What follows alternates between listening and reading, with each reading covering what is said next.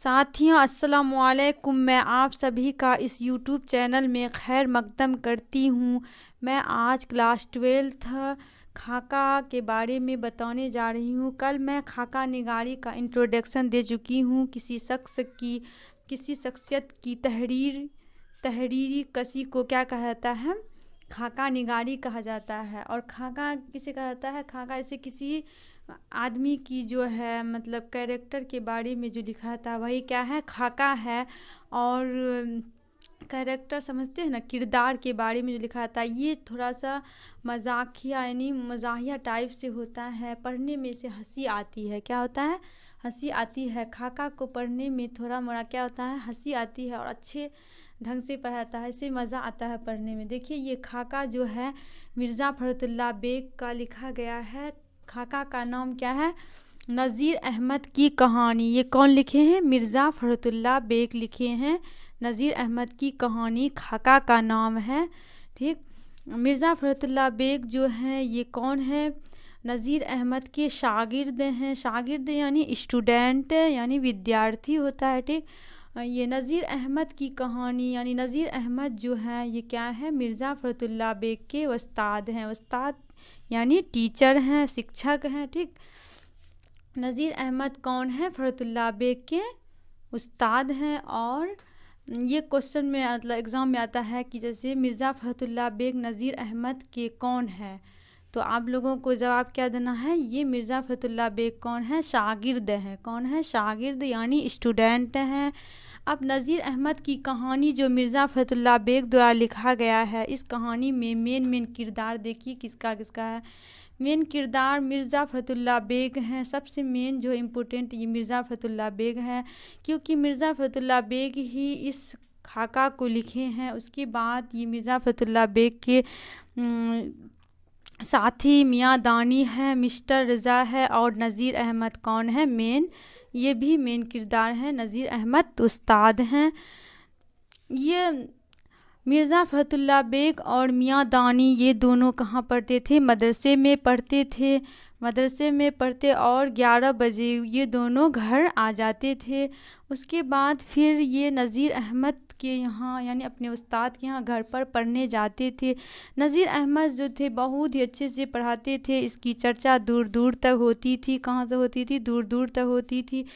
ये दोनों पढ़ने जाते थे और हर रोज़ पढ़ के आते थे। इसकी चर्चा दूर दूर तक होती थी, जिसके कारण एक कॉलेज का नाम क्या था? हिंदू कॉलेज था।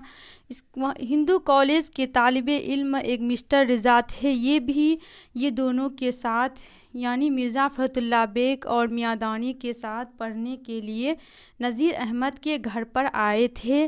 नज़ीर अहमद ने कहा कि हाँ ठीक है पढ़ो तुम भी। किसे?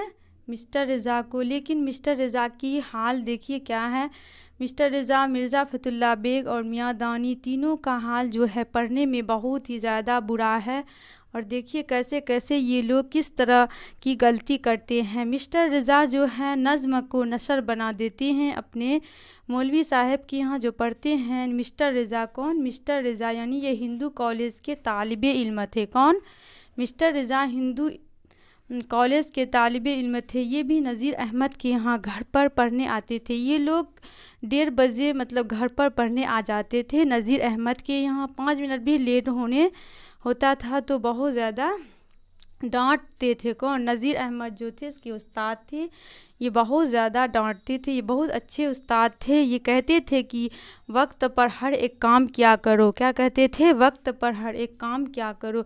मिस्टर रज़ा जो थे ये नज़्म को नसर बना देते थे। क्या करते थे? नज़्म को नसर बना देते थे। यानी नज़्म जिस तरह पढ़ाता वो उस तरह नहीं पढ़ते थे। क्या करते थे? नज़्म को नसर बना देते थे। और मिर्ज़ा फ़खरुल्लाह बेग जो थे वो क्या करते थे? एराब की गलती करते थे। एराब मतलब क्या होता है? ज़बर जेर पेश को ही क्या कहा जाता है? एराब कहा जाता है। मिर्ज़ा फ़खरुल्लाह बेग जो थे ये एराब की गलती करते थे। اور میاں دانی جو اس کے بیسٹ فرینڈ تھے وہ بھی دیکھیے کیا کرتے تھے، یہ اعراب کی غلطی نہیں کرتے تھے. کس کی غلطی نہیں کرتے تھے؟ اعراب کی، یعنی زبر زیر پیش جو ہوتا ہے اسے کیا کہتا ہے؟ اعراب کہا جاتا ہے. لیکن یہ کیا کرتے تھے؟ شعر کو نثر بنا دیتے تھے. کیا کرتے تھے؟ شعر کو نثر بنا دیتے تھے. اس طرح مولوی صاحب یعنی ماسٹر صاحب جو تھے نذیر احمد، اسے بہت زیادہ اس طرح کی غلطی جو ہوئے. سب سے پہلے مسٹر رضا نے ہی پڑھے تھے، اسے کہا کہ کل سے نہیں آنا، تو یہ نہیں آیا پڑھنے کے لیے. ٹھیک، اس کے بعد پھر اگلے دن یہ دونوں جو پڑھنے آئے، یہ دونوں بھی کچھ نہ کچھ غلطی کر رہے تھے.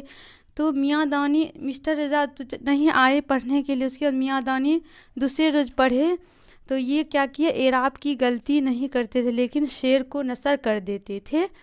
اس کے بعد اسے ڈانٹ دیے، یہ چپ چاپ بیٹھے رہے. پھر مرزا فتح اللہ بیگ کو پڑھنے بولے تو یہ کیا کیا؟ اعراب کی غلطی کیے.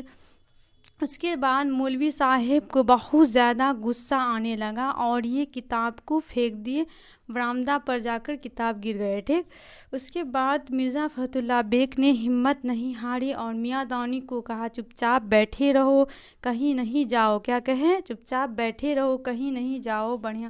ابھی میں مولوی صاحب سے بات کرتی ہوں. مولوی صاحب نے کہا تم لوگ بیٹھے ہوئے کیوں ہو؟ گھر جاؤ، کیوں بیٹھے ہوئے ہو؟ لیکن مرزا فتح اللہ بیگ جو تھا اسے پڑھنے کا بہت زیادہ شوق تھا. یہ کہا مولوی صاحب کو، اس نے کہا جب تک مجھے دھکے مار کر نہیں بھیجاؤ گے تو میں نہیں جاؤں گا، اور اگر جاؤں گا بھی تو پھر لوٹ کے آ جاؤں گا. کیا کہا؟ جب تک مجھے دھکے مار کر نہیں بھیجاؤ گے ماسٹر صاحب تو میں نہیں جاؤں گا، اور جاؤں گا تو بھی لوٹ کے آ جاؤں گا.